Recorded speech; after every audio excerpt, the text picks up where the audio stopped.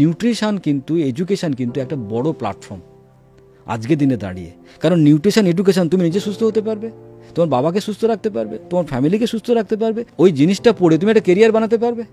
সেই কেরিয়ার দিয়ে তুমি হসপিটালে চাকরি করতে পারো, তুমি নার্সিংহোমে যেতে পারো, তুমি কোনো ডায়াগনস্টিক সেন্টারে, কোনো জিমে যেতে পারো, কোনো স্কুলে যেতে পারো। না হলে তুমি বাড়িতে বসে চেম্বার করতে পারো, না হলে তুমি ডিজিটালি কাউকে কনসাল্ট করতে পারো। সেই এডুকেশনটা কিন্তু আমরা এখানে পড়াই এখন।